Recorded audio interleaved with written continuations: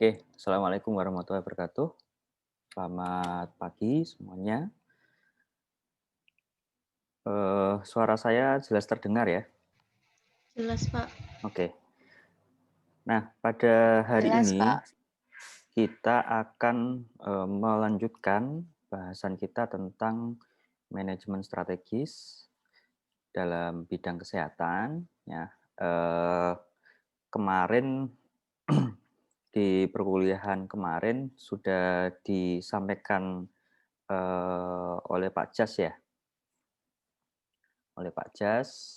mengenai beberapa hal. Nah, sebelum saya lanjutkan untuk pembahasan, tentang internal assessment dalam, salah satu tahapan strategic management ya, saya ingin, mungkin satu orang menjelaskan, secara singkat perkuliahan yang disampaikan oleh Pak Jas minggu lalu, begitu. Ya, silakan. Siapa salah satu?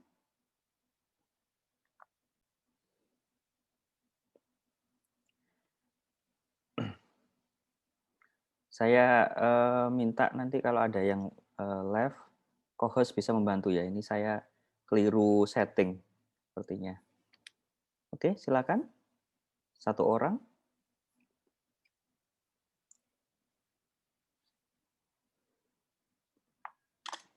Minggu lalu membahas apa? Untuk minggu lalu membahas itu, Pak, apa, competitive advantage. Ya, oke. Artinya bahasan tentang, competitive advantage ya, yang teorinya siapa itu? Teorinya Porter ya. Iya. Nah, sudah disampaikan artinya itu menjadi dasar, eee, nanti kita membahas tentang internal assessment, ada kaitannya dengan itu.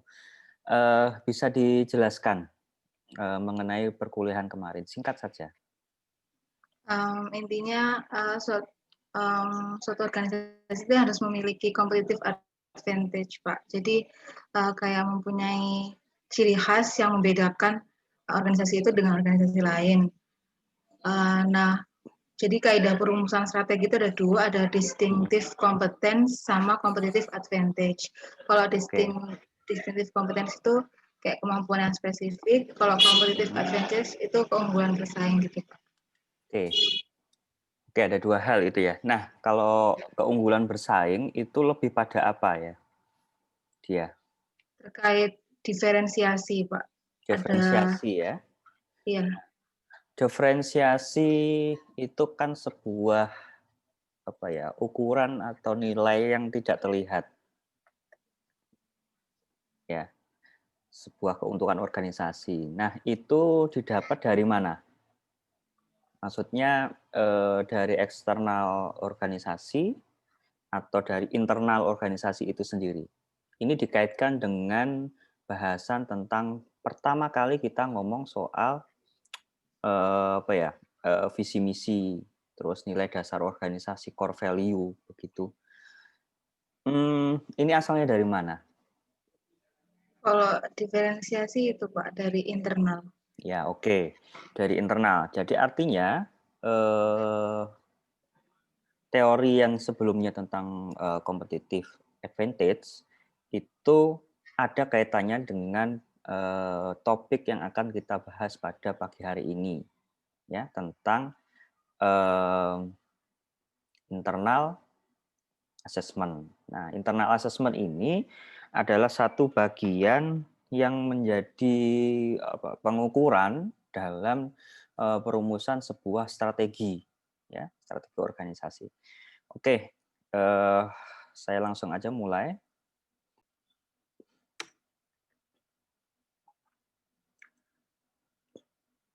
Oke. Nah, organisasi itu yang harus difahami adalah, dia harus diaudit, ya. Ya harus diaudit. Entah itu, audit dari eksternal atau dari internal, ya. Namun, sebelum kita melakukan sebuah assessment. Saya lebih lebih enaknya ngomong assessment ya, nggak audit.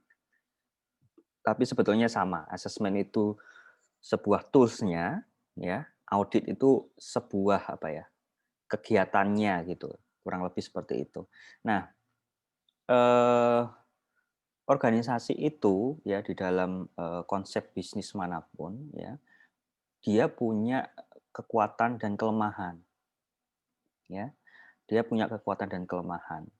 Semua organisasi saya rasa seperti itu. Tidak ada organisasi itu yang tidak punya celah, ya. Celah weakness, ya. Walaupun mungkin tidak apa namanya, mungkin tidak tampak dominan begitu, tapi setiap organisasi punya celah untuk itu. Nah, termasuk juga hampir di semua organisasi ya, eh, apa ya, tidak ada juga di semua area ya, di semua area itu tidak tidak mungkin antara kekuatan dan kelemahan itu equal gitu ya. Equal itu sama begitu. Jadi di satu katakanlah satu unit kerja ya, saya ngomong area itu unit kerja, di unit kerja itu pada bagian tertentu dia strong ya, tapi dia punya celah dan itu mungkin juga di unit kerja yang lain itu tidak sama gitu ya. Nah, ini yang memungkinkan kita melakukan sebuah internal assessment ya, agar kita tahu sebagai corporate atau apa ya, strategic planner begitu. Kita tahu bahwa oh ini tiap-tiap bagian dalam organisasiku itu strong-nya di mana ya, strength-nya di mana, weakness-nya di mana ya. Nah, strength and weakness ini yang jadi nanti akan banyak diukur dalam internal assessment ya. Nah, eh, internal strength and weakness ya, itu berhubungan dengan konsep opportunity sama threat ya. Itu jelas visi misi itu harus mempertimbangkan 4 hal itu begitu. Tapi masing-masing tentu saja punya apa ya, peruntukan yang berbeda ya. Kalau kita melihat opportunity, melihat trade gitu ya, maka tujuannya berbeda ya. Kalau itu jelas untuk apa? Eksternal ya, assessment. Ya, dalam perkuliahan ini nanti dijelaskan internal dan eksternal. Oke. Saya mulai dari kerangka besar ya. Ini sudah saya berikan di perkuliahan di awal dan ini juga ada di buku ya. Jadi nanti silakan nanti dibaca bukunya Fred ya, bukunya David. Nah, tahapannya seperti ini begitu ya. Nah, setelah kita mengembangkan visi misi ya, terus kemarin Pak Jas menyampaikan tentang competitive advantage, maka bagaimana kedudukan internal dan eksternal ya, assessment atau audit itu ada di sini gitu ya. Ini kemudian nanti ya di tahapan selanjutnya kita dapat menentukan sebuah long term objektif begitu.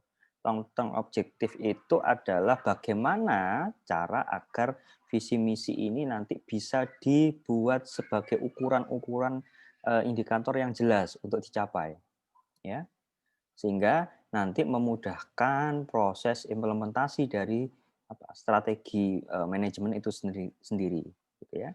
Nanti di sana ada bagaimana Anda katakanlah mengevaluasi itu, mengevaluasi tujuan-tujuan itu, tujuan-tujuan organisasi, objektifnya bagaimana. Ya, kebanyakan memang menggunakan rangkaian kuantitatif, ya, maka ukuran-ukurannya jelas, KPI-nya jelas, ya, Key Performance Indicator-nya jelas, maka ini ya membutuhkan internal dan eksternal ini. Nah, kita berbicara internal. Nah, ini tadi penjabarannya kurang lebih seperti ini ya. Kurang lebih seperti ini bagaimana mentransform eh, strategi ya menjadi sebuah implementasi ya, dan sebelumnya dilakukan internal dan eksternal analisis.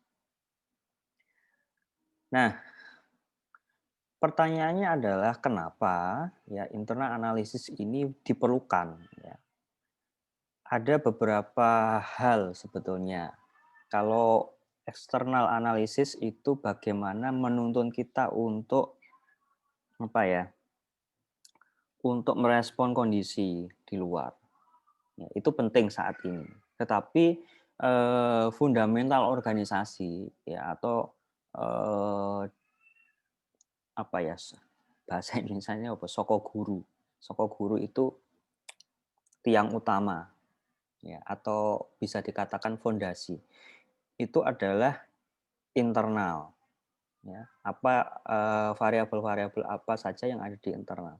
Jadi betapapun kita apa ya sebisa mungkin atau selincah mungkin merespon ya kita punya responsif yang bagus, organisasi itu punya responsiveness yang bagus terhadap eksternal faktor ya, tapi kalau internal organisasinya itu tidak mendukung ya maka organisasi itu tidak bisa digerakkan ya, ya. Organisasi internalnya tidak mendukung ya baik nanti terkait dengan resource ya, terkait dengan resource, ya, terkait dengan kapabilitas, ya, termasuk core kompetensi, ya, tidak mendukung, ya tidak bisa digerakkan, gitu ya. Maka bahasan tentang ini competitive advantage kemarin sudah dibahas, begitu. Nah, ini lebih ke sini ya. Apa yang bisa kita lakukan, gitu ya, dengan struktur-struktur dengan resource yang ada di dalam organisasi ya. Resource selalu diartikan atau dikatakan sebagai sebuah struktur-struktur ya. Ya, karena kita kalau ngomong organisasi itu kenal kaitannya dengan struktur ya. Dikatakan sebuah kelompok itu berorganisasi maka ada struktur ya. Kalau tidak ada struktur yang jelas, itu artinya belum dikatakan sebuah organisasi, gitu ya. Organisasi model apapun dia punya struktur, ya. Ada mungkin hierarkial atau bagaimana, ya. Model-model struktur nanti silakan dicoba dibaca ulang tentang model-model struktur ini, tentang struktur. Nah, ini yang kemudian nanti kita analisis, ya, dalam internal analisis, ya. Oke. Nah, lebih banyak kegiatan tentang internal analisis, ya, atau nanti kita melakukan assessment itu melibatkan kita apa ya mengeksplorasi keunggulan bersaing, ya. Keunggulan bersaing itu ya apa yang saat ini menjadi sebuah keuntungan organisasi yang mana itu bisa digerakkan secara simultan dan organisasi itu punya kemampuan lebih untuk merespon, ya, merespon apa yang ada di luar, begitu. Jadi lebih pada kesiapan internal, gitu ya.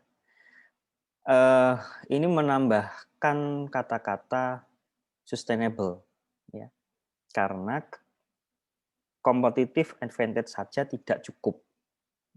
Bagaimana kita dituntut organisasi itu dituntut sustainable. Sustainable itu ya punya keberlangsungan. Kalau ngomong keberlangsungan di dalamnya ada apa ya, siklus. Ya, ada siklus. Ya. Maka katakanlah bagaimana Anda menyiapkan misalkan bagian yang paling utama dalam competitive advantage itu kan SDM ya. Di dalamnya ada manusia. Karena kita ngomong organisasi manusia ya. Walaupun nanti dibantu robot, dibantu software apapun begitu ya, tetapi otaknya adalah manusia.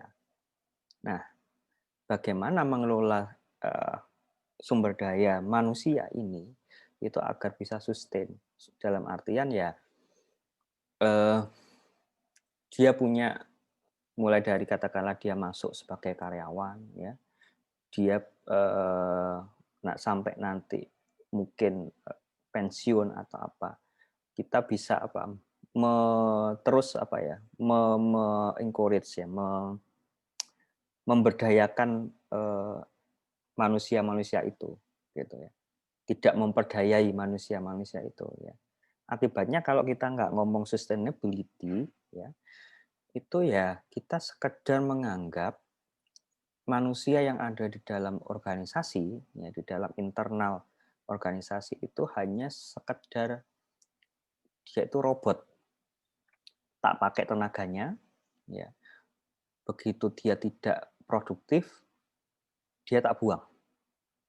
Nah ini yang memungkinkan terjadi sekarang ya banyak ya hal yang menyebabkan itu entah regulasi yang mendukung hal itu yang seperti yang diributkan saat ini atau memang banyak hal ya termasuk organisasi itu gagal untuk membentuk sebuah competitive advantage ya oke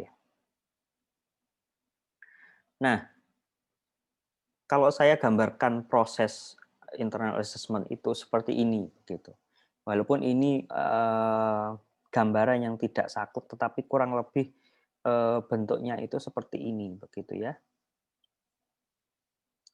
jadi sebelumnya kita harus tahu ya ruang lingkup atau kerangka apa yang akan dianalisis ya dan variabel apa yang akan diperlukan untuk analisis ya untuk diassess dinilai diukur gitu. Nah kita membutuhkan banyak instrumen sebetulnya tetapi kita bisa memakai beberapa nanti kita akan membahas tentang value chains ya terus RPV McKinsey ya 7S-nya McKinsey terus beberapa hal ini yang diperlukan nah terus kemudian nanti prosesnya itu dari tools ini kita memperoleh beberapa ukuran ya beberapa acuan yang bisa digunakan ya karena ini metode maka kita melakukannya dengan banyak hal entah itu brainstorming focus group discussion atau beberapa yang lain terus nanti data analyzing-nya itu nanti terdiri dari trend dan envisioning ya outputnya tentu saja bisa kita lihat yang paling mudah adalah tren.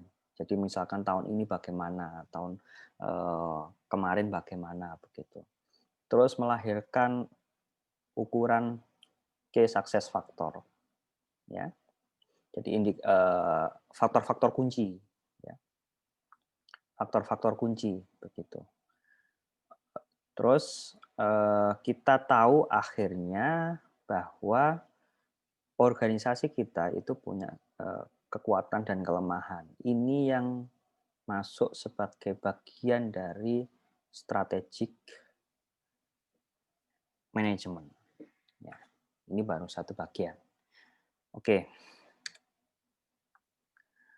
ini kurang lebih beberapa core yang akan kita perlukan untuk assessment. Ada value chain analysis, resource based view RPV, ya nanti akan mengukur resource, ya, capability, sama core competence.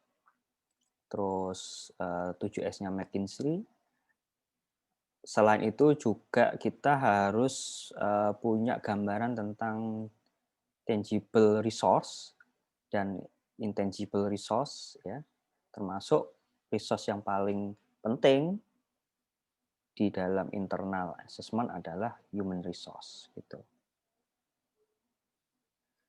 Oke, terus ada lagi manajemen proses, ya. Manajemen proses ini kenapa kok nantinya diperhatikan atau diukur, ya, bisa menjadi alat ukur, karena proses manajemen, ya, proses manajemen yang disingkat biasanya itu POSCOR, ya, POSCOR B, ya, itu dia terjadi di internal. Jadi bagaimana kita melihat aspek-aspek apa yang perlu diperbaiki, yang menjadi nanti kekuatan atau kelemahan, itu bisa dilihat dari manajemen prosesnya atau proses manajemen. Ya, proses manajemennya dilihat bagaimana misalkan melakukan perencanaannya bagaimana, staffing-nya bagaimana, terus bagaimana evaluasinya, ya, dilakukan atau enggak, benar enggak alat ukurnya. Nah, itu bisa dinilai atau menjadi salah satu acuan untuk menilai internal assessment. Terus finance, ya, di sana ngomong cost benefit, ngomong cash flow, ya. Terus yang ketujuh marketing, terus yang kedelapan research and development, ya, research and development, terus yang kesembilan adalah balance scorecard, ya. Ini sebentar, research and development, ya. Yang nomor 9 ini sebentar, saya lihat. Oke, sampai di sini ada pertanyaan?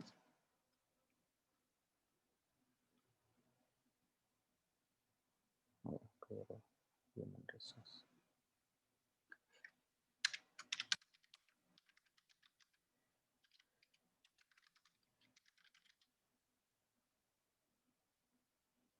Ada pertanyaan sampai di sini? Oke, tidak, ya. Oke, ini ada sedikit kekeliruan. Dan yang nomor 8 ini human resource management, ya. Oke, ini mungkin bisa masuk ke sini, ya. Oke, sebentar. Ini bisa lebih luas lagi dimasukkan di sini. Oke, terus kemudian yang ke-9 kita bisa melihat bagaimana internal assessment atau variabel-variabel internal itu dengan menggunakan balance scorecard. Nah,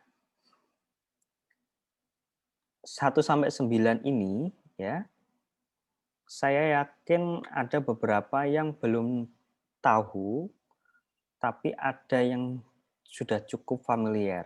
Nah, sekarang saya tanya begitu, dari beberapa hal ini mana yang belum pernah kalian ketahui?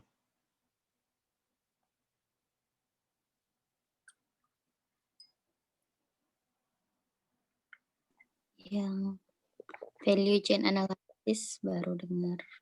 Terus? Yang 7S McKinsey, Pak. 7S McKinsey, terus? RVF juga baru dengar, Pak. Oke. Kalau BSC sudah, ya? Sudah. Sudah, Pak. Oke, ya. Oke, BSC sudah. Oke, yang lain. Jadi gini, ya. Perkuliahan AKK apalagi semester 7 begitu, ini adalah sebuah apa ya, bisa dibilang itu rangkuman. Jadi tolong kalau mungkin ada beberapa istilah yang kalian ternyata sampai semester 7 itu masih misalkan cash flow, benefit analysis gitu, masih, atau misalkan customer analysis, STP, ya. Segmentasi, ya, targeting, positioning begitu. Masih awam gitu. Segera tolong dibaca, ya. Tolong dibaca. karena sebentar lagi skripsi gitu ya. Jangan sampai nanti nggak tahu gitu. Oke, saya bisa menggambarkan ada beberapa hal ini, berarti nanti akan saya berikan penekanan di beberapa hal ini karena dalam waktu 2 SKS tidak mungkin saya menjelaskan semuanya ini secara detail. Oleh karena itu nanti sesi di luar kelas ya di Google Classroom itu menjadi sesi yang penting bagi kalian untuk mengeksplorasi banyak hal, termasuk bertanya ya apa yang kurang jelas ya. Saya nggak janji, tetapi saya akan coba melengkapi ya masing-masing hal ini ya, yang seperti yang kalian sampaikan. Mungkin 3 ini yang belum sempat apa ya dikasih begitu. Saya nanti akan buat materi ini yang tapi saya unggah di Google Classroom ya untuk 3 ini ya. Tapi mungkin waktunya tidak ini, tapi saya janji mungkin ya sampai UAS selesai sudah ada materinya gitu ya. Oke. Nah, kita masuk yang pertama begitu.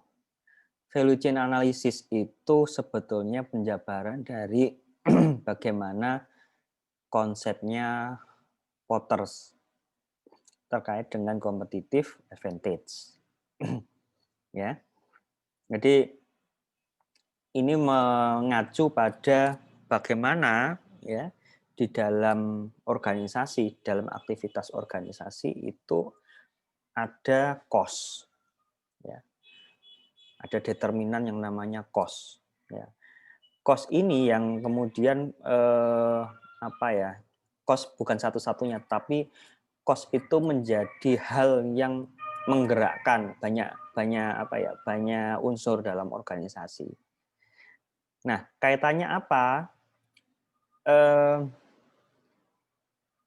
Semakin organisasi itu meminimalkan cost, ya, artinya meminimalkan itu nggak medit ya, bukan konsep meminimalkan itu bukan kok berarti kamu mengeluarkan cost itu medit gitu enggak. Ya. Konsep apa ya low cost itu lebih pada sebetulnya bukan murah seperti yang kita pahami, gitu ya.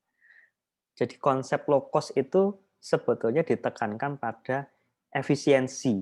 Efisiensi itu penekanannya adalah pada penghilangan banyak faktor atau variabel yang dirasa itu tidak terlalu penting, tidak mendongkrak produktivitas itu apa ya? Tidak punya peran yang mayoritas ya terhadap apa bagaimana kinerja organisasi gitu. Dia lebih pada istilahnya itu variabel-variabel pelengkap. Contohnya misalkan gini. Kalian naik pesawat ya, ada istilah low cost ya. Ada beberapa airline yang dia low budget atau punya disingkat itu penerbangan budget gitu ya. Saat kita naik kan sama, keselamatan penerbangan standarnya sama, ya. Tetap diminta pakai sabuk pengaman sama. Yang berbeda apa? Ya, yang berbeda apa kira-kira? Mungkin hanya kamu di sana dikasih makan, ya. Oh di sana tempat duduknya lebih lebar, jarak antar penumpang, kursinya lebih enak. Terus kemudian ada TV atau video on demand yang di depan itu. Ya, kalau low cost tidak ada. Jadi Anda duduk, kalau lapar atau pengen minum ya Anda beli menambah itu. Tapi esensial Anda bisa nyampe ke tempat tujuan itu yang diutamakan. Nah, kurang lebih seperti itu konsep low cost ya. Sehingga value chain analysis ini lebih melihat bagaimana rantai nilai. Kalau ngomong rantai nilai itu ya yang diperhitungkan adalah value-nya. Kalau kita mau menjual sesuatu katakanlah atau kita mau membeli sesuatu, itu kan kita tidak hanya sekedar membeli atau menjual saja. Lebih utamanya membeli ya. Kalau menjual mungkin kita meletakkan nilai tertentu. Tapi kalau membeli, katakanlah kamu beli handphone begitu, yang barang yang selalu menemani Anda melebihi pacar dan gebetan begitu ya, adalah handphonemu begitu ya. Kadang-kadang begitu kan. Ada nggak yang sehari itu nggak pegang handphone? Mungkin ada ya. Kalau lagi puasa gadget ya. Nah, kamu memilih barang itu begitu atau apapun saja itu kan membeli itu kan ada value yang hendak apa ya, yang hendak kalian ganti dengan nilai material yang berupa uang. Kan nggak hanya semata-mata memilih fungsional saja, memilih lebih pada fungsinya saja, tidak. Kan ada nilai juga yang kemudian kenapa kita membeli itu. Nah ini yang ditekankan, ya. Sehingga bagaimana internal organisasi itu nanti ada konsep keunggulan bersaing, itu salah satunya adalah dia dalam rangka menciptakan sebuah nilai gitu ya. Sebuah nilai. Ujung-ujungnya apa sih nilai itu? Ya, nilai itu adalah kalau ngomong organisasi ya nilai bagaimana organisasi itu bisa efektif, efisien, ya, efektif dan efisien. Kalau kita kaitkan dengan cost ya, meminimalisir cost yang tidak perlu, begitu. Ya, oke. Ada dua hal. Ini saya memberikan penekanan agak lama ya di 3 hal ini. Nanti yang lain mungkin tidak sebanyak ini gitu. Tapi tolong nanti dieksplor lagi. Nah, value chain analysis itu ada 2 hal yang harus diperhatikan. Yang pertama itu aktivitas primer dan support activities. Jadi ada aktivitas yang dia mutlak atau harus dilakukan ya di dalam menciptakan sebuah rantai nilai di organisasi ya. Terus ada support activity ya, di mana ini memang diperuntukkan untuk mensupport aktivitas-aktivitas primer dalam organisasi ya. Nah, primary activity itu adalah bagaimana nilai itu ditransformasikan ya dari input ke output. Jadi gini, dalam organisasi itu kalau kita ngomong proses ya, ngomong sistem ya, itu kan ada input, ada output. Nah, organisasi kan melakukan itu. Organisasi dibuatkan untuk apa? Untuk menghasilkan output tertentu, ya. Dan kemudian nanti mendatangkan dampak tertentu yang kita namakan outcome. Nah, value chain analysis ini nanti melihat ada 2 aktivitas. Yang pertama itu yang aktivitas utama itu adalah yang dilihat adalah bagaimana kita mentransformasi raw material. Raw material itu resource. Resource itu kan tempatnya di input, ya. Resource itu tempatnya di input. Resource itu apakah yang dimaksud dengan raw material itu misalkan barang mentah saja? Enggak. Human juga manusia human juga manusia. Human juga input. Ya, manusia itu juga input. Ya, kan banyak tenaga kerja, terus barang mentah itu. Kalau kamu mau bikin tempe ya barang mentahnya apa? Kedelai itu. Kalau kamu mau bikin tahu barang mentahnya apa? Kedelai itu.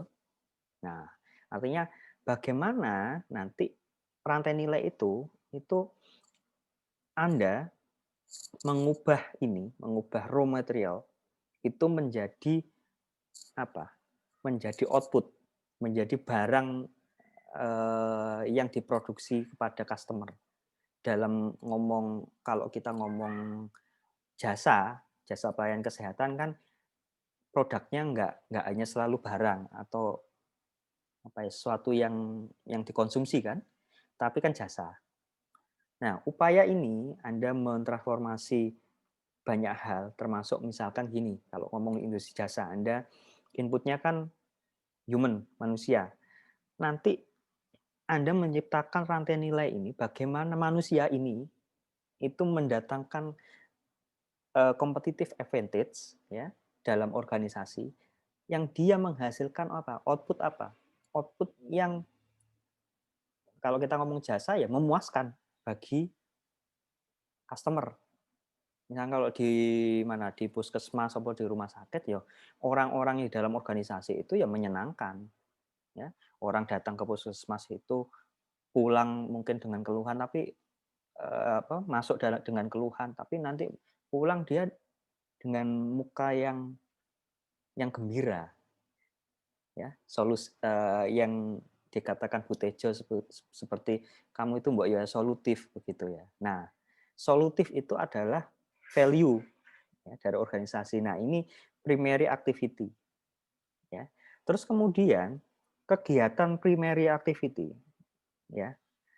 Primary atau kegiatan utama ini membutuhkan support ya. Membutuhkan support. Supportnya apa saja? Macam-macam supportnya. Nah, di sini salah satunya adalah katakanlah supportnya adalah ini. Information system, human resource. Human resource ini yang lebih diartikan sebagai human resource management ya. Karena inputnya itu manusia. Maka manusia ini diapakan? Itu supportnya. Terus ada accounting ya, bagaimana nanti keuangannya, finance dan yang lain-lain ya. Nah, itu support. Support agar apa? Agar primary activity ini bisa menciptakan rantai nilai yang baik. Nah, manajer yang baik dia harus tahu dan paham bahwa di sebuah organisasi itu ada yang namanya proses organisasi, ada di situ ada sistem dan di situ dia harus menciptakan sebuah value chain management. Kalau ngomong rantai nilai itu kan ya terus ya bergerak ya nilai. Apa yang ini kan ya nilai. Nilai itu apa? Value sesuatu yang mungkin bisa tampak, bisa tidak. Ya, tetapi kebanyakan kalau kita ngomong value, ngomong nilai itu sesuatu yang tidak tampak. Anda bisa menangkap sampai sini?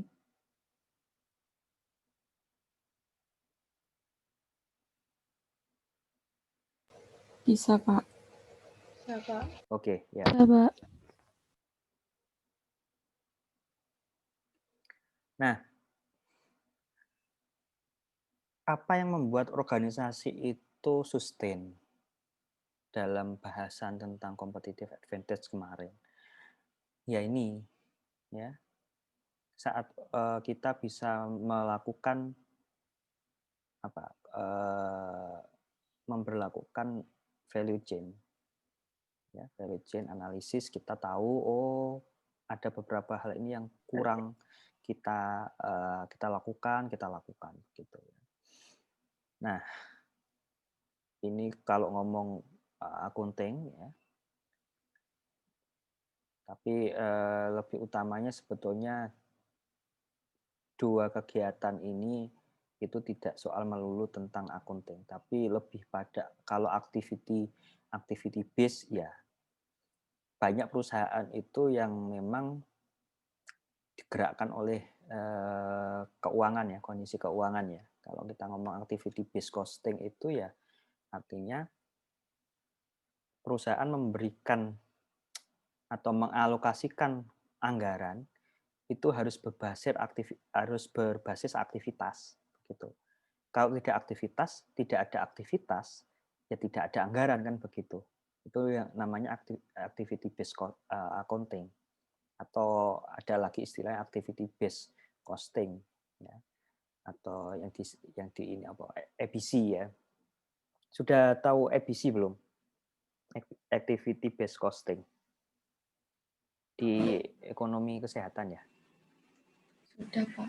Sudah. Nah, itu nanti Anda perlukan activity based costing itu untuk mengukur banyak hal, ya, termasuk mungkin membuat unit cost ya, menyusun unit cost. Gitu. Oke. Nah, ini loh. Jadi yang ditekan ya itu adalah ini, margin. Margin itu kalau kita ngomong margin itu ya cost yang tadi ya. Jadi cost. Semakin sempit marginnya, artinya Anda semakin sukses kan gitu. Kalau ngomong margin itu kan berarti ada cost yang dikeluarkan, juga ada benefit yang kemudian dihasilkan, ya. Maka ada yang namanya cost and benefit analysis, ya kan? Sejauh mana kita sudah menggelontorkan sejumlah anggaran atau cost atau resource itu, tapi seberapa kita mendapatkan benefit. Nah, semakin sempit itu ukuran rasionya, berarti kan kita semakin baik begitu. Artinya bisa meminimalkan cost ya. Semakin tinggi benefitnya juga semakin baik begitu ya. Tapi kok saya berpikir bahwa tidak ada benefit yang lebih ya, lebih dari satu begitu. Saat cost-nya itu ya minimal begitu ya. Jadi ya dengan cost, saya lebih mengatakan dengan cost tertentu ya benefitnya harus maksimal. Tapi kalau cost-nya itu apa istilahnya gitu medit begitu ya, ya benefitnya juga mungkin tidak seberapa begitu. Nah tergantung. Nah ini support activity dan primary activity. Nah primary activity ini kalau ngomong rantai nilai secara keseluruhan itu ya ini. Ya, kalau primary activity ya seluruh pekerjaan. Ini hanya beberapa ya, hanya beberapa contoh. Tapi kalau ngomong primary activity ya seluruh pekerjaan ya yang dihasilkan oleh fungsi dan proses manajemen. Ya. Jadi proses manajemen itu post code, ya, ada planning sampai dengan ini apa ini? Evaluating ya. Terus itu proses manajemen. Ada fungsi manajemen yang kita sebut dengan mungkin yang paling sederhana adalah POAC gitu. Sampai semester 7 masih ingat bedanya fungsi dan proses manajemen ya? Ayo, kasih sampai anak kakak nggak ngerti bedanya fungsi dan proses manajemen loh ya. Ayo. Kalau nanti nggak ingat, wah fatal ini. Nanti ditanyain fungsi manajemen apa, proses manajemen apa, nggak ngerti. Kalau proses itu circle-nya ya, POAC-nya itu atau lebih nanti pakai teori yang lain. Kalau fungsi itu ada di dalam masing-masing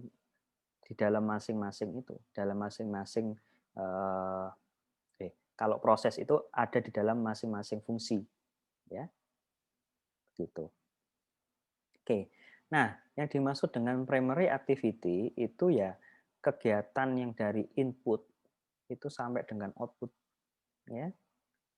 Katakanlah ini ngomong logistik ya, ada operation, ada output logistik. Ini salah satu contoh aja ya.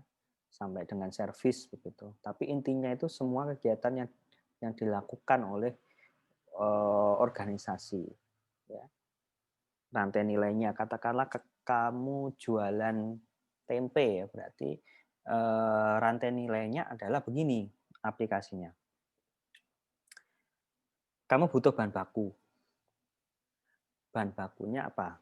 Bahan bakunya yo kalau mau buat tempe, kedelai, ada ragi, ada apa lagi ya?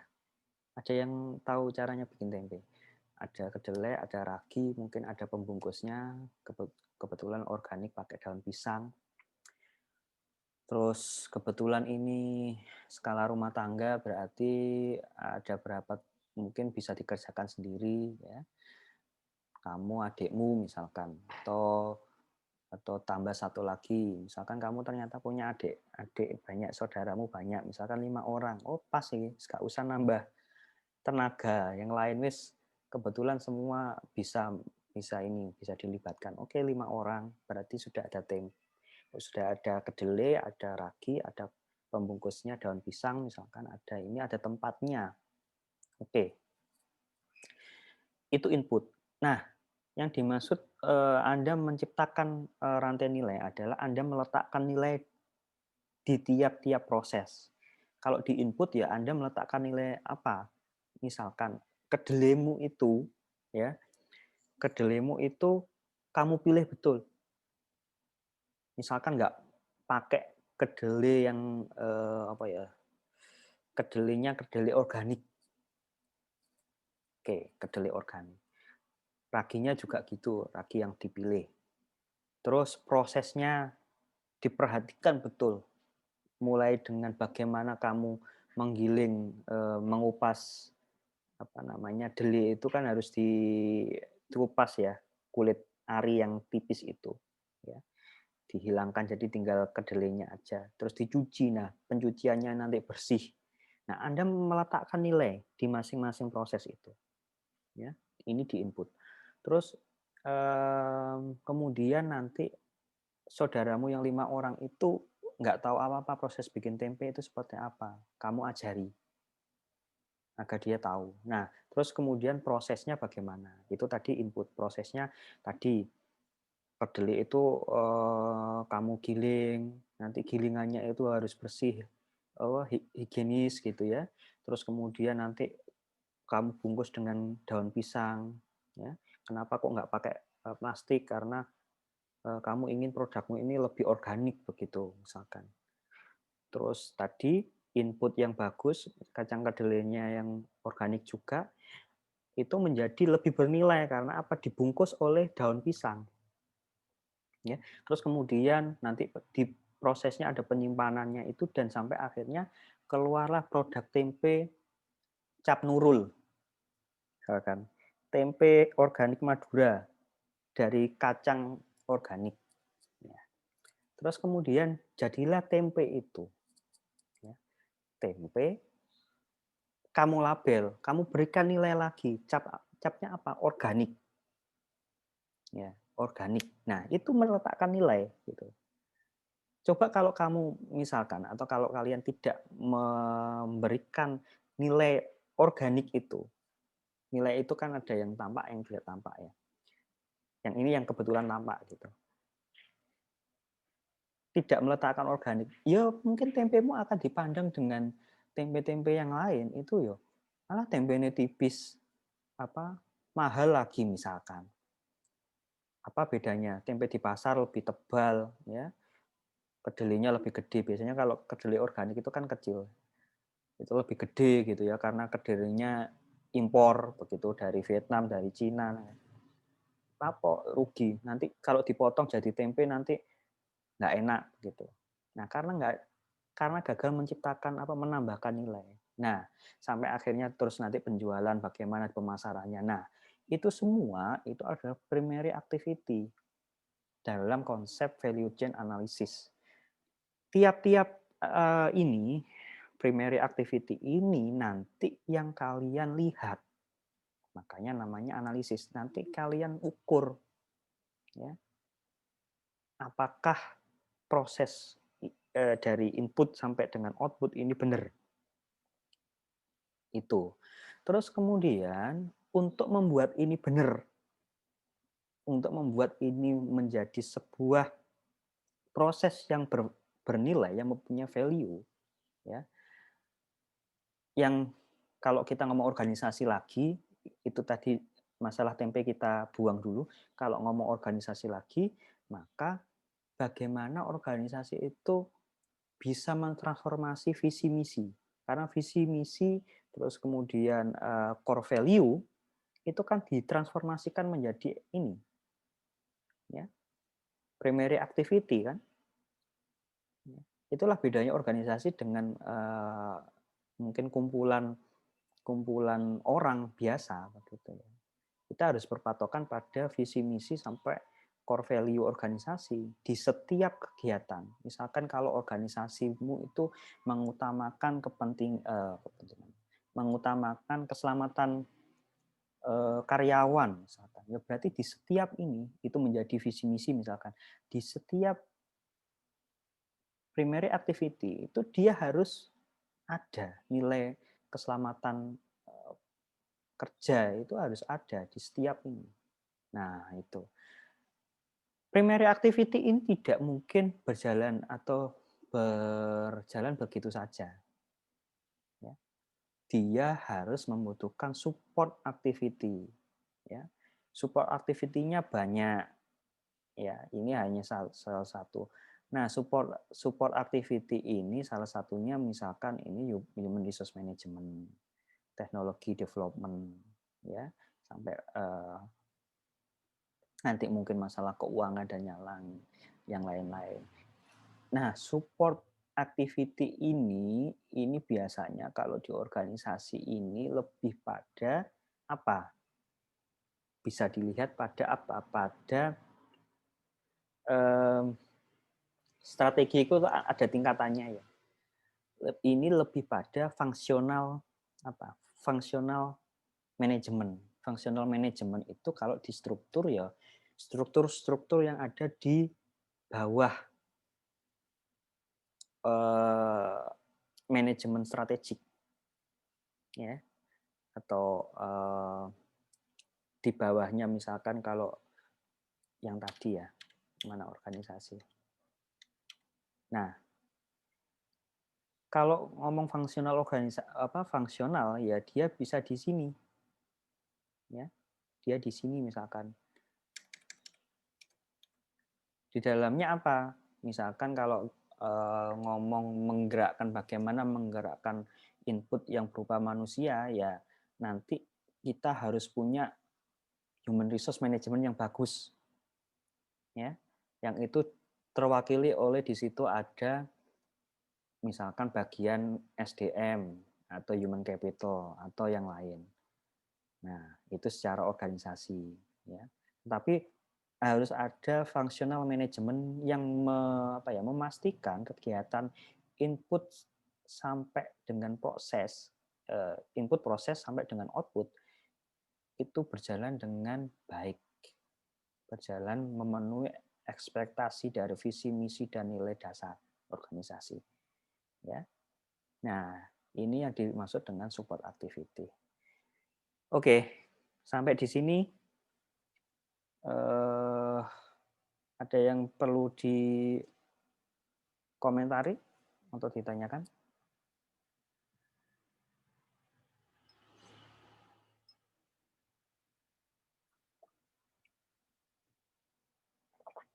Oke.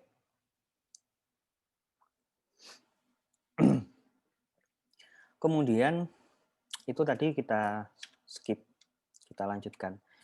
Nanti silakan baca beberapa bukunya Porter, ya. Porter yang tentang value chain analysis. Itu biasanya jadi satu juga nanti dengan competitive advantage, ya. Ya, nanti silakan dibaca, ya. Oke. Terus kemudian kita masuk ke bahasan tentang resource based view, ya, RBV. Yang ini nanti ada satu tool yang namanya VRIO. Ya, apa itu VRIO nanti setelah ini. Nah, di internal itu kan kita sangat tergantung atau sangat cara analisis internal itu kan yang dianalisis itu adalah resource, kan. resource organisasi. Maka di RBV ini itu melihat bagaimana cara pandang kita ya untuk memandang resource kita ini bernilai atau tidak, ya bernilai atau tidak, atau resource internal ini kita sanggup atau tidak untuk merespon beberapa hal yang ada di luar organisasi, ya.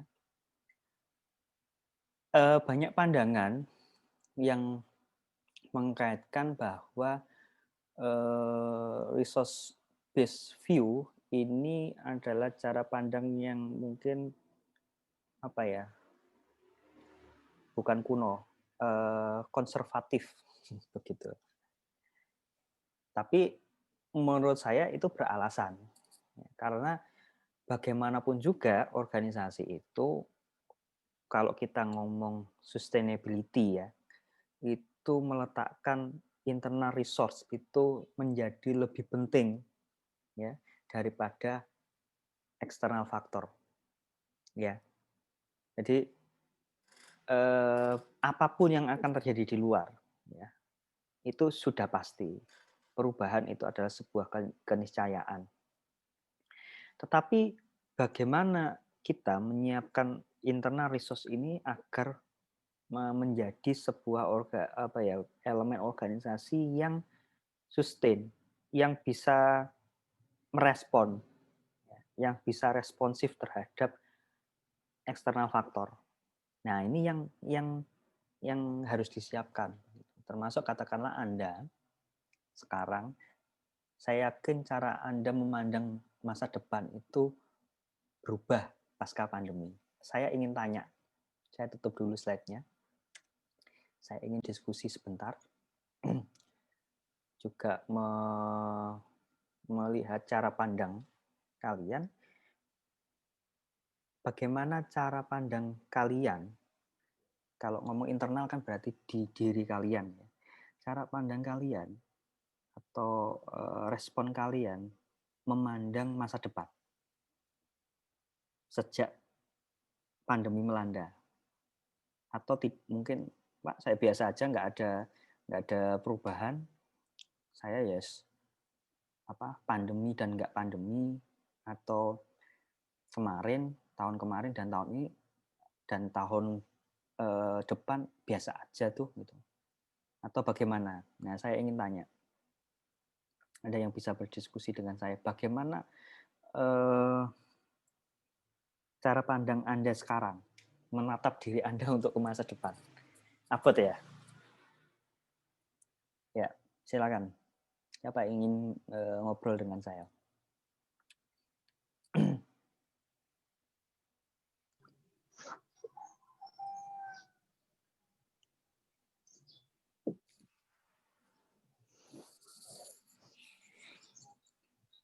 Ya, siapa?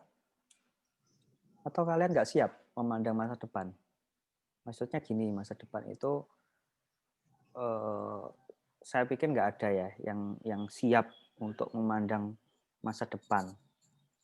Jika pada kondisi yang sekarang itu pasti akan agak ada gap gitu. Nah, kira-kira aku ingin tahu point of view-mu itu bagaimana? Ayo, siapa dulu? Siapa yang? Aisyah? Ya, oke. Mungkin karena ada pandemi ini, saya pribadi lebih berpikir kayak masa depan itu kita bakalan benar-benar lebih banyak ngandelin teknologi untuk untuk mengurangi interaksi-interaksi yang mungkin non esensial untuk kita bertatap muka dengan orang kayak gitu. Jadi untuk mengurangi kemungkinan terpapar virus-virus yang mungkin bisa bermutasi lagi di suatu saat nanti gitu. Oke. Terus kira-kira itu kondisi ya. Tapi kira-kira itu apa dampaknya ya buat Aisyah?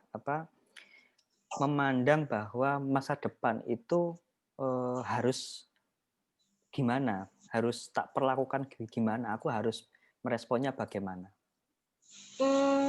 Kalau saya sendiri mau nggak mau harus beradaptasi dengan perkembangan teknologi itu sih Pak. Kebetulan saya sendiri sebenarnya bukan orang yang selalu up to date tentang perkembangan teknologi gitu. Tapi dengan adanya situasi seperti sekarang kayaknya mau nggak mau harus kayak gitu untuk bisa survive di dunia yang akan beradaptasi kayak gitu. Oke, ya. Oke, makasih. Ada lagi yang lain? Ya. Ada lagi kegalauan yang lain? Ya. Ini penting. Kenapa ini tak tanyakan? Karena mungkin kita bisa bantu. Ya. Kalau aku ini kan ya pasti akan banyak terpapar ya. Tapi ya sampai dengan insya Allah sampai dengan pensiun itu aku ya paling ya tetap dengan FKM begitu ya. Tapi kan kalian tidak. Ya. Kalian kan tidak. Ya. Masa kalian mau ke FKM terus? Mau di FKM terus sekarang? Untuk sekarang? Kan enggak toh? Lulus dulu toh? Oke. Ya. Siapa lagi?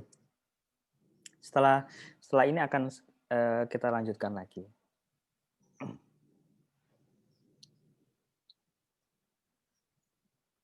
Oke, teknologi itu ya oke. Jadi mungkin pendorong ya.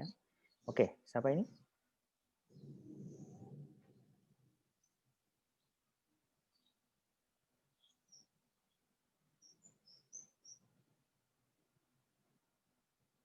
Nggak ada?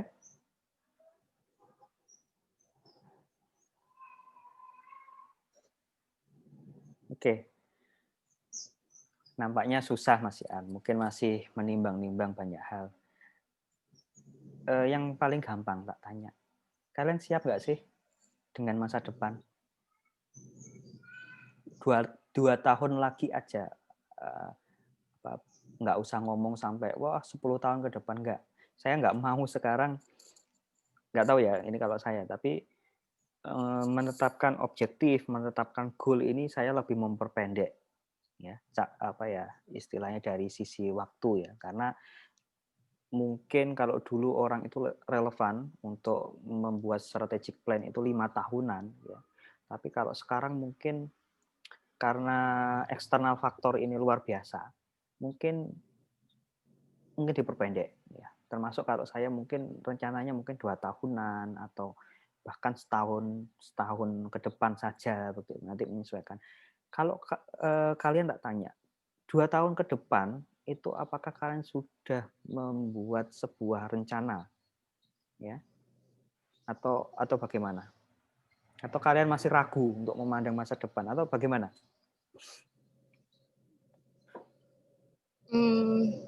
Saya mau coba curhat ya Pak ya. Boleh nggak Pak? Dari tadi ditanyain, ya nggak apa-apa. Tapi saya masih ragu Pak, mau curhat apa enggak. Dibuka kameranya tapi.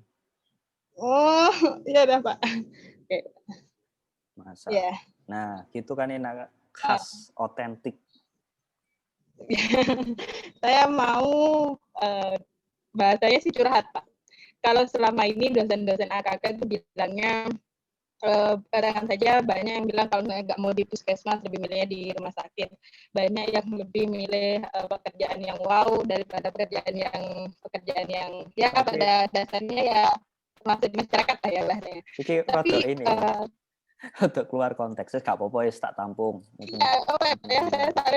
Saya sejauh ini saya tuh mikirnya kalau dosen saya kayak gitu, tapi kan saya nggak mau munafik ya bahasanya Pak ya. Saya itu lihat di kehidupan ini kalau masalah masa depan itu kalau misalkan nggak punya orang dalam itu juga nggak akan terima juga Pak. Makanya terkadang tuh masa depan aku di mana di sini tapi dunia sekarang itu kalau sudah nggak ada orang dalam, kalau misalkan ya semacam itulah itu kemungkinan kecil gitu Pak. Oke. Ya itu ini. Itu ketakutan semua generasi Z ya sekarang ya. Ya kamu kerasa kan bagaimana kebijakan atau regulasi yang seperti apa sekarang itu akan berdampak pada masa depanmu ya. Jadi kalau kalian nggak peka dengan undang-undang cipta kerja ya, Sebetulnya aku nggak ada masalah dengan itu, tapi kan bagaimana dengan masa depan kalian gitu loh. Jadi ya rodok sok-sokan gitu, membela kepentingan kalian gitu ya. Ya enggak sih. Jadi terus itu aja yang ingin disampaikan. Ya, jadi kalau misalkan mau nanya bagaimana pandangan terhadap masa depan, ya saya tadi mau bilang menakutkan. Saya mau bilang kayak gitu. Yes, oke. Tapi maaf kalau pesimis duluan gitu, Pak. Tapi memang soalnya Ya, saya kan pengamat kehidupan biasanya ya. Saya lihat lingkungan saya apa adanya seperti itu gitu, Pak. Saya ya tidak itu mengenal real. juga. Artinya Nurul, artinya gini, artinya Nurul itu berhasil memotret apa yang ada di internal, ya. Katakanlah di internal itu ya, ini ngomong internal itu kita kaitkan dengan kondisi di lingkungan yang paling dekat ya. Terus dampak-dampak yang ada mungkin yang dirasakan oleh Nurul, oleh keluarganya Nurul, ya mungkin akan berbeda dengan kondisi saya, dengan kondisi yang lain. Oke, sekalian aja lah tak tanggapi sebelum kita nanti masuk ke bagian yang lain ya. Tadi saya hanya fokus mungkin agak lebih banyak ke 3 hal ya, ke 1 sampai 3 ya yang tadi. Yang lain karena lebih banyak sudah disampaikan. Mungkin nanti hanya sepintas saja. Nah, cara pandang tadi dikatakan Nurul pesimistik gitu ya. Bukan aliran optimistik gitu. Sangat beralasan. Ya, sangat beralasan. Bahkan mungkin semua punya alasan yang sama. Kalau itu alasannya, ya. Saya nggak ini. Saya pernah berada pada posisi seperti Nurul, ya. Lulus, bekerja, setelah sekolah saya memilih melanjutkan sekolah, kan. Terus kemudian ingin jadi dosen, gitu kan. Itu ekspektasi, ya kan. Ekspektasi jadi dosen. Terus habis itu, artinya itu sudah terplanning begitu ya. Saya menyiapkan diri saya. Kalau ini rotok-rotok dikaitkan dengan pelajaran kita pada pagi hari ini ya. Jadi secara sisi organisasi ada visi misi, saya juga ada visi misi. Terus kemudian bagaimana strateginya nanti operasionalisasinya. Ya berarti kalau saya terus terang waktu itu pengen jadi dosen gitu. Bagaimana cara jadi dosen ya ini harus S2 begitu kan. Walaupun pada saat itu daftar jadi dosen itu S1 boleh. Angkatannya Pak Pulung, angkatannya siapa ya? Butriska. Itu dia masuk formasi S1. Nah, kemudian itu ekspektasi, ada goal dan yang lain-lain. Di organisasi juga begitu. Terus kemudian saya meletakkan beberapa nilai ya. Jadi bagaimana proses itu berjalan, tetapi karena ada beberapa hal yang ternyata itu membuat saya 2 kali gagal daftar jadi dosen, ya CPNS dosen gagal. Ya, yang satunya bukan CPNS tapi tenaga, itu gagal. Nggak tahu kenapa. Jadi mulai administrasi aja sudah gagal. Yang satunya malah nggak jelas begitu gagal. Terus mungkin yang lihat IG saya pernah lihat ya, ono deretan kartu daftar PNS apa itu ya. Gagal. Iya, Pak. Daftar tenaga kontrak, ya kan? Tenaga kontrak Dinas Kesehatan Surabaya, ya. Tapi alhamdulillah aku nggak keterima. Gagal gitu ya. Nah, nggak tahu gitu ya. Wah, berarti saya sudah mengecap bahwa oh ya sudahlah. Itu tadi ada beberapa hal yang tidak memungkinkan gitu. Terus akhirnya ya sudah saya masih lanjut kuliah terus bekerjalah saya. Ya, bekerjalah saya di tempat yang tidak pernah tak bayangkan sebelumnya. Ekspektasinya ya saya turunkan. Apa? Ya sudah, karena saya punya kemampuan ini, pendidikan saya ini, ya, saya kebetulan punya teman-teman yang bekerja di rumah sakit, Oke, saya terima tawarannya. Saya bekerja di rumah sakit swasta waktu itu sampai dengan 4 tahun dan tidak kepikiran jadi dosen gitu kan. Tapi selama 4 tahun itu saya gimana ya, ngomong value, ngomong passion itu berbeda ya dengan pekerjaan untuk penghidupan begitu ya. Saya harus realistis kan ya. Untuk penghidupan kan saya punya tanggung jawab terhadap diri saya sendiri begitu. Untuk punya penghasilan, untuk bisa menghidupi diri saya sendiri waktu itu. Akhirnya ya sudah, kemudian saya nyoba jadi ada pendaftaran dosen, nyoba keterima. Ya begitu saja begitu ya. Itu sesuatu hal yang apa ya, yang kemudian ada value yang kita sudah dapat, ada proses yang kita sudah tekuni, begitu ada kesempatan, kita bisa langsung dengan cepat merespon kesempatan itu karena saya sudah punya ijazah S2, sudah punya beberapa track record sebelumnya yang bisa saya gunakan untuk mendaftar itu dosen dan keterima tanpa biaya apapun, tanpa nyogok kanan kiri ya. Dan ya begitu saja ya. Dan tetangga saya banyak yang ngomong gitu ya, wah ini suami istri kok keterima PNS barengan, dosen lagi, nyogoknya berapa gitu. Itu pandangan orang desa itu kayak gitu. Kayak Nurul tadi, ada orang dalam ya gitu, orang dalam gundulmu saya bilang gitu. Ya, jadi proses itu panjang ya, termasuk pembentukan nilai ya. Kalau kita kaitkan dengan pokok bahasan, membuat diri kita ini punya competitive advantage itu bukan hal yang mudah, itu butuh proses. Nah, saya harap Anda selalu berproses seperti itu. Jadi begitu ada eksternal faktor, ya, entah itu yang mendukung Anda atau tidak mendukung Anda masih terus bisa survive, gitu ya. Nah, kurang lebih seperti itu.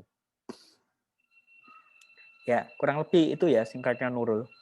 Ya, jadi ya memang kondisi sekarang ini memang membuat kita lebih ini sih, apalagi kalian ya, memandang masa depan mungkin bisa optimistik atau bisa pesimistik, ya itu pilihan.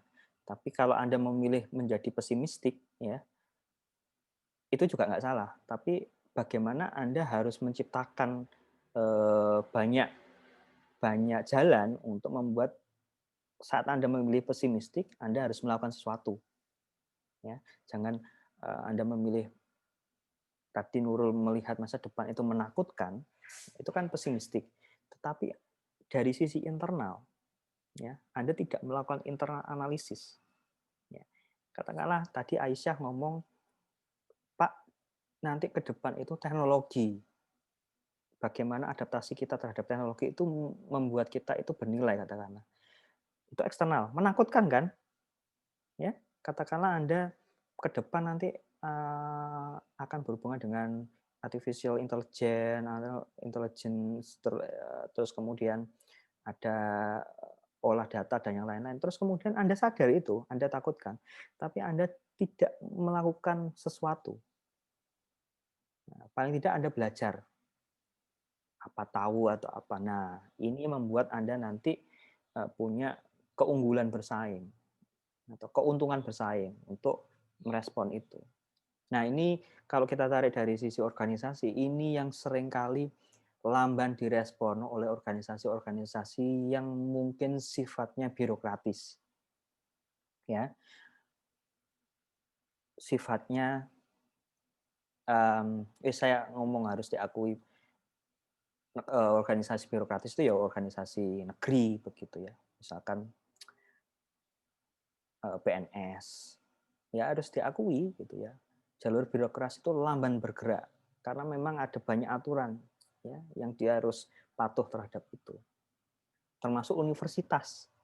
Jangan dipikir universitas itu adalah organisasi yang adaptif. Tidak. Universitas sendiri juga terjebak oleh rasa kebanggaan diri, kebesaran diri ya. Padahal respon di luar biasa. Kalau misalkan tidak ada pandemi, maka kegiatan kuliah pada pagi hari ini tidak mungkin akan terjadi. Ya kan? Anda tidak mungkin bisa duduk laya-laya di rumah sambil lihat Pak Ilham kuliah, ya kan, jam 7. Nggak mungkin. Saya juga begitu. Gitu. Nah, jadi universitas itu dipaksa dengan kondisi pandemi. Tetapi apakah kondisi ini hanya di tempat kita? Mungkin ada benarnya tidak, tapi kondisi seperti ini tuh sudah biasa di tempat lain, bahwa kuliah ada jarak jauh, ada konsep bekerja dari rumah, itu hal yang mungkin terjadi 5 tahun kemarin di tempat yang lain. Gitu. Di Indonesia aja kan, yang begitu WFA bingung gitu. Saya juga awal-awal juga rodok bingung gitu ya. Nah begitu. Nah jadi ya itulah, memang faktor internal itu boleh dikatakan itu kejam, ya, boleh dikatakan itu kejam. Tetapi yang paling penting adalah kita menyiapkan apa yang ada di internal organisasi. Oke, kita lanjutkan ya. Mana tadi? Oke. Nah, resource base tadi, resource base view itu kurang lebih ada sedikit benang merah dengan apa yang kita bahas, apa yang dikatakan Nurul, apa yang disampaikan oleh Aisyah dan yang lain, bahwa ada 3 kategori, ya, 3 kategori inklusif yang mensupport atau mendukung resource based view. Yang pertama itu physical atau fisik, resource yang fisik, physical resource. Terus yang kedua adalah human resource. Yang ketiga adalah organizational resource. Apapun nanti kalian di tempat manapun nanti bekerja, bahkan mungkin Anda sebagai bos ya di tempat Anda sendiri, atau Anda membuat usaha ya, mulai dari yang Anda rintis sendiri sampai dengan mungkin nanti menjadi besar, apapun itu, apapun aktivitas, apapun yang Anda lakukan, selama itu dalam kerangka organisasi, ya, maka ada 3 hal ini yang harus kalian cermati. Ya. Pertama itu resource fisik. Resource fisik itu yang ngomong soal bahan baku, soal bahan kerja, alat kerja, ya, itu. Terus human resource, soal siapa yang melakukan, berapa orangnya, kemampuannya apa, kapasitasnya apa, bagaimana menggerakkan. Ya.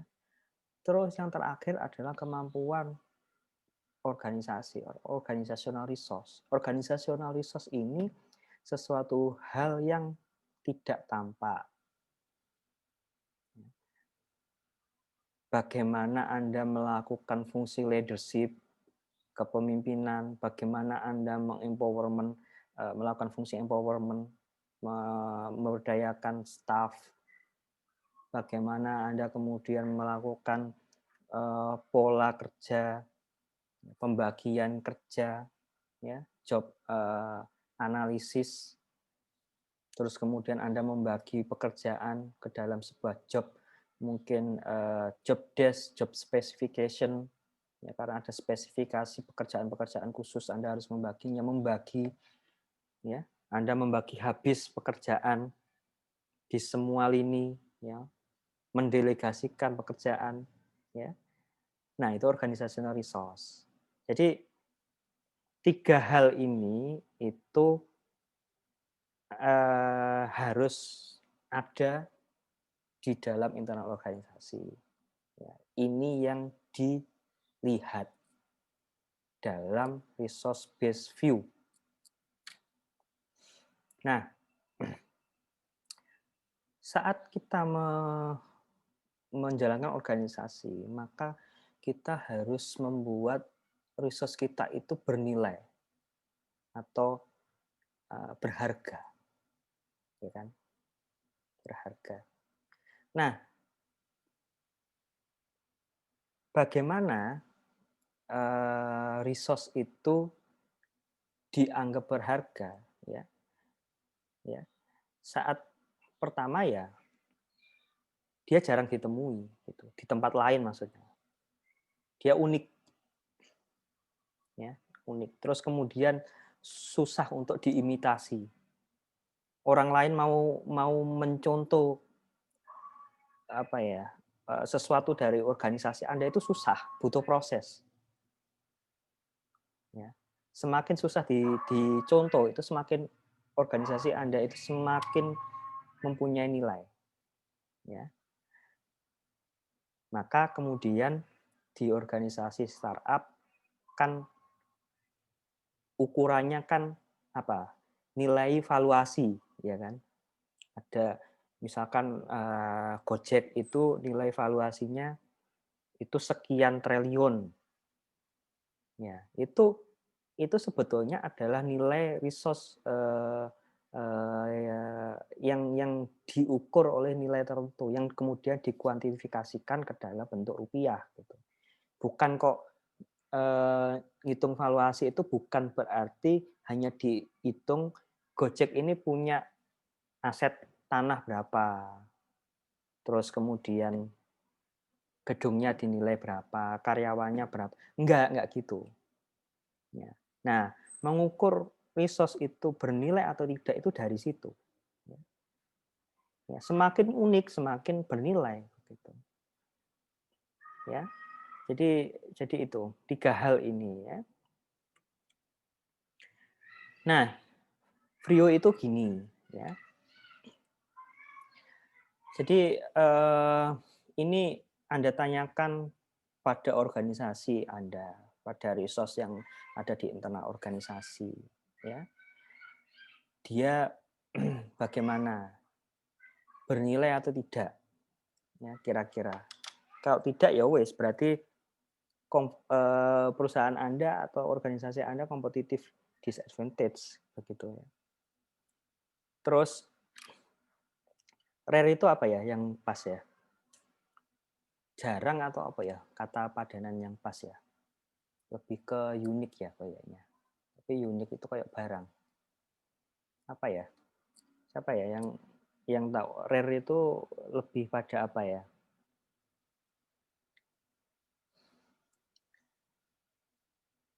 Kira-kira apa? Padanan yang pas ya untuk rare dalam hal ini, dalam hal organisasi. Siapa? Aisyah atau siapa? Lebih ke apa? Kira-kira. Jarang sih Pak kayaknya. Apa? Jarang. Jarang ya. Artinya lebih ke sebetulnya unik itu dia bisa paduan antara jarang dan apa namanya sesuatu yang susah untuk ditiru ya, unik gitu. Jadi mungkin definisi unik itu ada rare dan inimitable gitu. Yang jadi satu. Tapi oke, katakanlah kalau bernilai, nah nilainya itu jarang ditemui apa enggak? Misalkan kalau kita ngomong di organisasi, kalau ngomong value kan ngomong soal budaya organisasi, soal ngomong core value atau personal value-nya masing-masing orang yang bekerja di situ, gitu. Misalkan disiplin, ya di beberapa perusahaan yang di Jepang itu kan disiplin. Kalau di Jerman, Jepang, misalkan di Jerman itu nggak hanya disiplin, misalkan lebih ke mungkin yo apa ya, rodok kaku gitu ya. Terus apa ya? Masing-masing negara punya kesan. Kalau negara misalkan Prancis begitu. Siapa yang sudah lihat film Emily in Paris? Emily in Paris ya? Sudah lihat? Ada yang sudah lihat? Di Netflix? Nggak ada yang lihat? Pak. Belum lihat? Atau belum punya Netflix? Belum langganan? Belum nonton, Pak. Hah? Apa, Far? Masa Farah nggak langganan? Belum nonton, Pak. Baru Waduh, masuk list, belum ditonton. ya apa sih? Nggak, itu kalian kan wis dewasa. Wis, aku nggak ngomong soal filmnya kategori apa nggak penting. Ya. Tapi di situ sebetulnya ada perbedaan. Emily seorang anak Amerika, ya masih muda, idealis, penuh dengan idealis. Ini film-film rodok ini juga apa unsur-unsur feminis macam-macam begitu ya. Nah, dia seorang istilahnya ngono arek Chicago gitu, terus ditunjuk bosnya untuk istilahnya kayak magang atau membantu dan sekaligus belajar di Paris, di satu perusahaan desain dan ini di Paris. Dan antara Paris ya atau Amerika dan Prancis itu budaya kerjanya sangat berbeda. Dan aku baru tahu ternyata orang Paris, tapi nggak tahu ya, ini kan dari film ya. Orang Paris itu ternyata wah pemalas. Bekerja itu santai banget, masuk jam 10 gitu ya kan. Jam 10 terus kemudian makan siang lama gitu.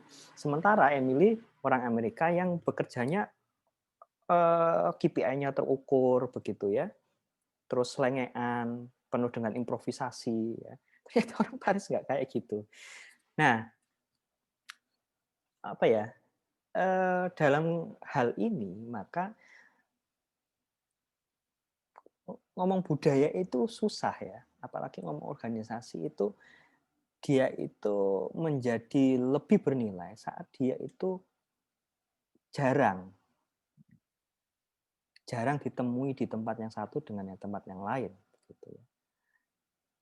Makanya mungkin FKM ini bisa menjadi organisasi yang bernilai karena di tempat lain mungkin boleh rokokan ya, tapi kalau di FKM boleh juga ya kayaknya.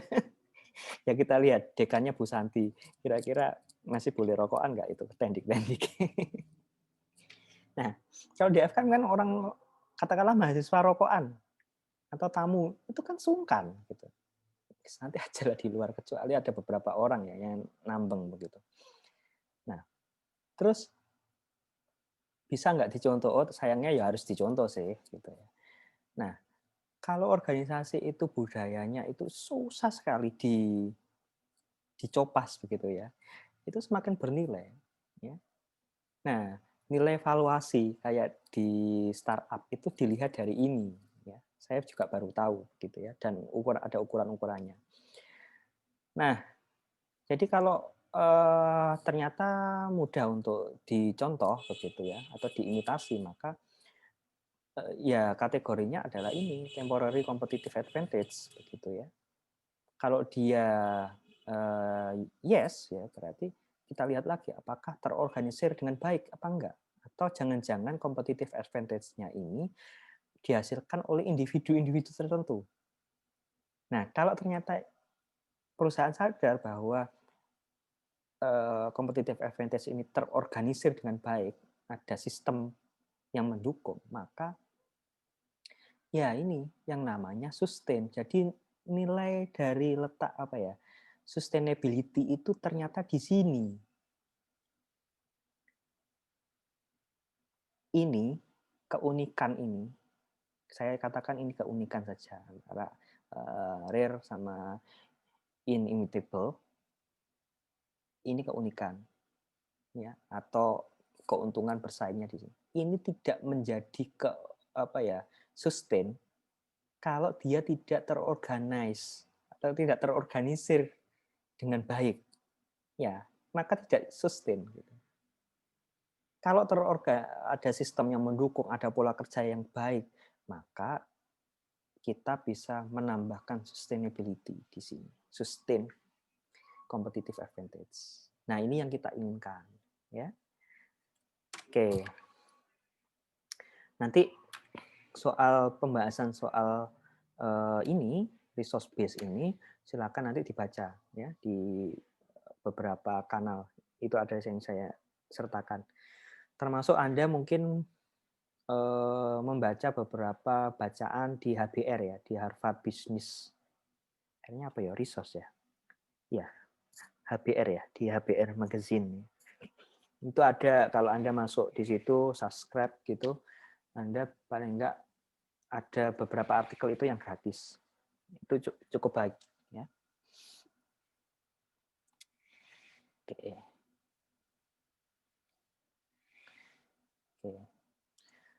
Oke. Itu Frio ya. Yang tadi. Nah, ini nyambung.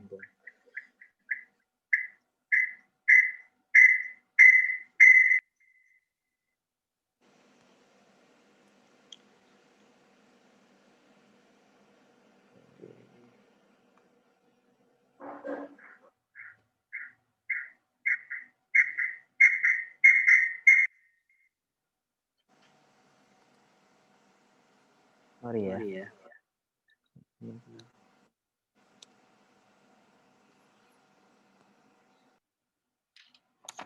Oke, ya.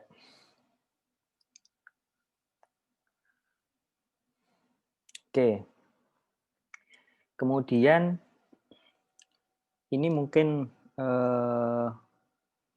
juga harus diketahui teorinya McKinsey ini. Jadi McKinsey ini adalah sebuah model yang lebih pada bagaimana kita mengetahui value di dalam organisasi itu ditransformasikan. Ya. Jadi ada 7 hal yang harus diperhatikan dalam dalam internal organisasi. Yang pertama tentu saja value, ya, share value. Ya. Value itu dalam organisasi itu bukan value personal. Itu pertama. Mungkin awalnya dari value masing-masing orang. Misalkan begini. Di organisasi ada pimpinan, ada leader. Leader itu orangnya disiplin, orangnya tegas. Maka dia akan menularkan value itu ke dalam seluruh organisasi. Nah, seringkali value itu kadang awalnya terbentuk dari orang per orang atau dari personal. Yang lebih utama dari seorang leader, ya. Leader ya, bukan manajer, ya. Leader. Saya katakan leader karena transformasi nilai itu yang lebih cepat itu dari seorang leader. Karena ada trust dari followernya.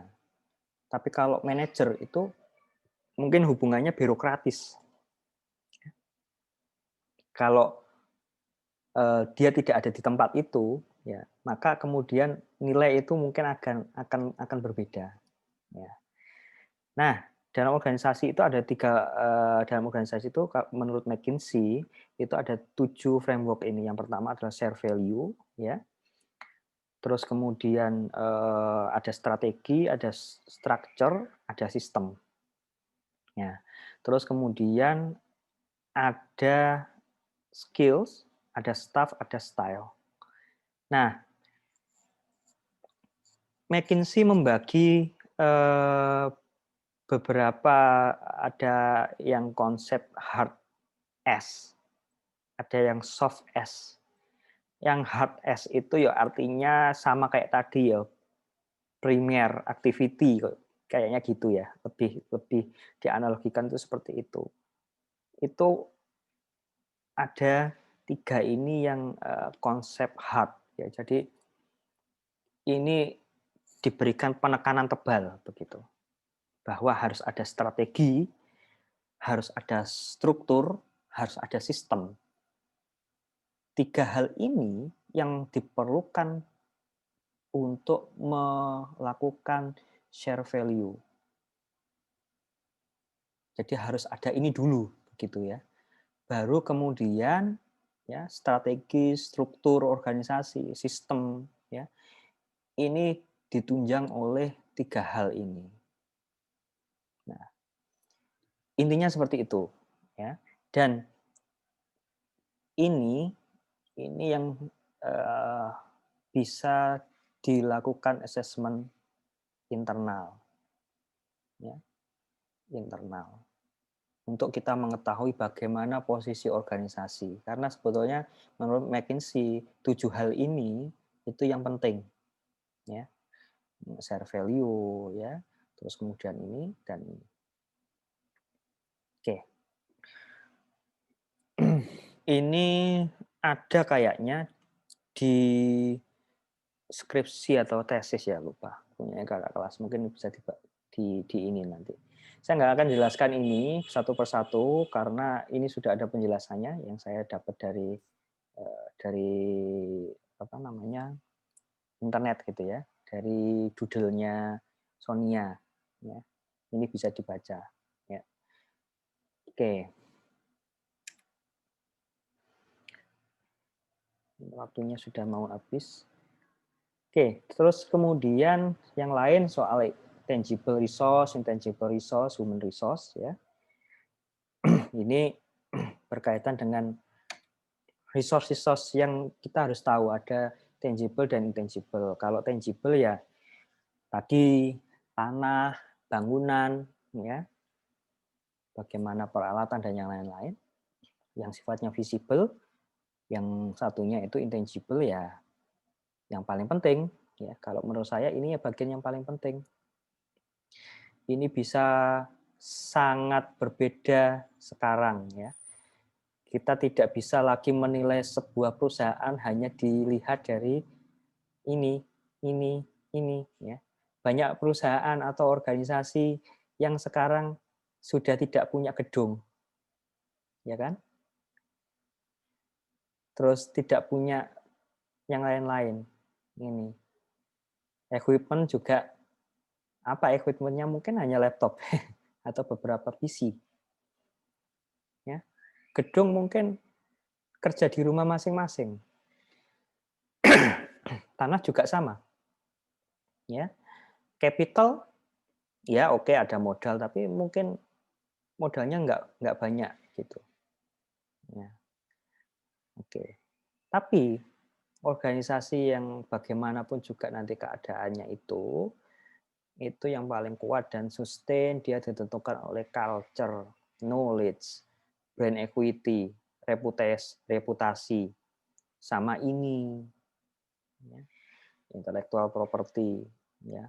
Saya nggak ngomong copyright dan yang lain, tapi lebih pada bagaimana kita menjaga properti yang properti intellectual property. Jadi mengelola intelektualitas gitu. Ya. Nah, ini yang penting, ya. Kalian apapun nanti perhatikan ini, ya. Apapun nanti jenis perusahaan apa. Ini yang paling penting sekarang, ya. Oke. Terus kemudian manajemen proses, ya. Yang post-COVID tadi. Ini checklistnya untuk melakukan audit manajemen, yang kita tahu bagaimana kondisi internal itu nanti kita ukur, ya. Terus finance, ya. Bagaimana keputusan investasi, bagaimana keputusan keuangan dan yang lain-lain. Ini sedikit banyak sudah dipelajari di ekonomi kesehatan. Ya, terus ngomong rasio, ya. Ngomong banyak hal yang dibandingkan dengan beberapa ukuran, ya, dengan ukuran kompetitor, dengan ukuran-ukuran normalitas yang lain, begitu.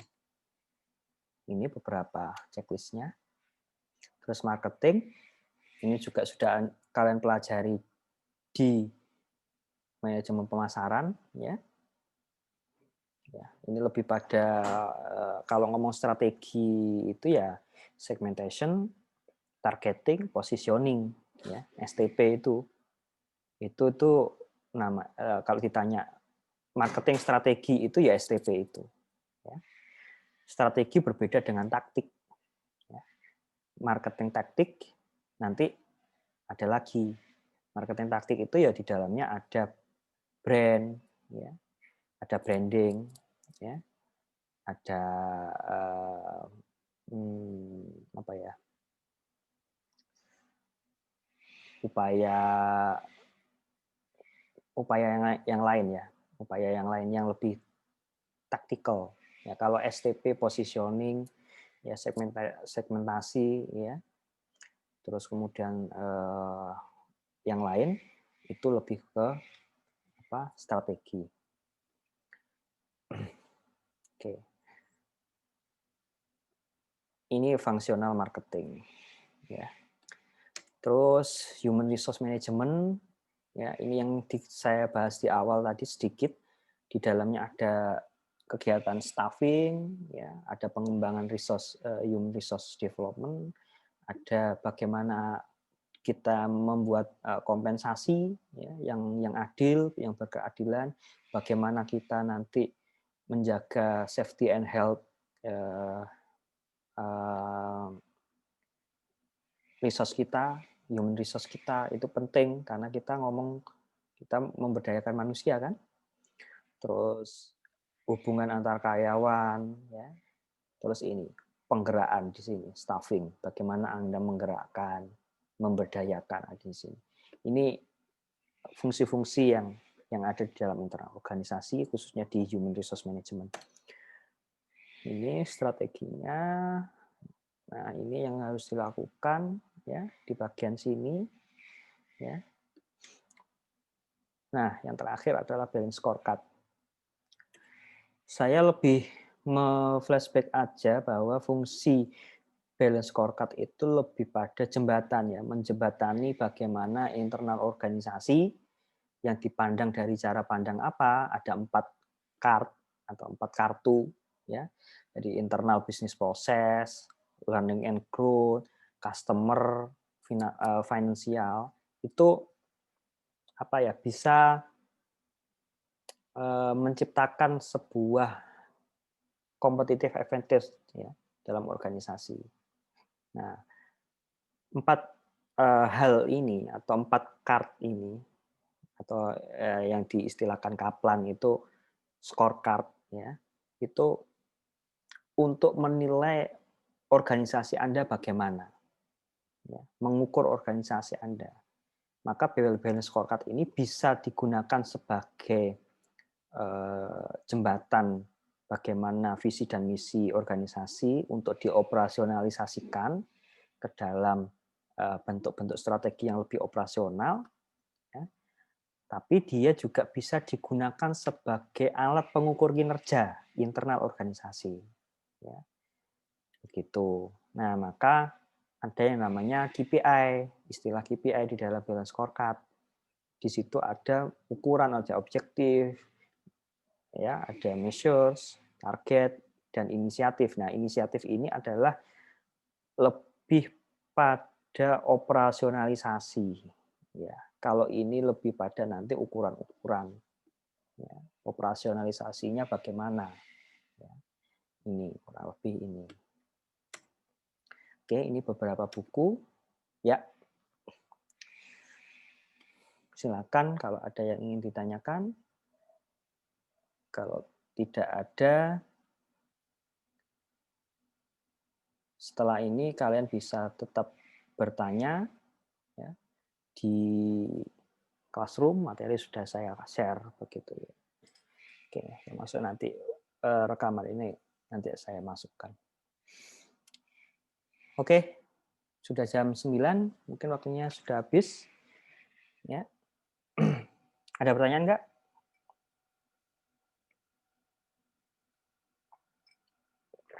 Ada ya.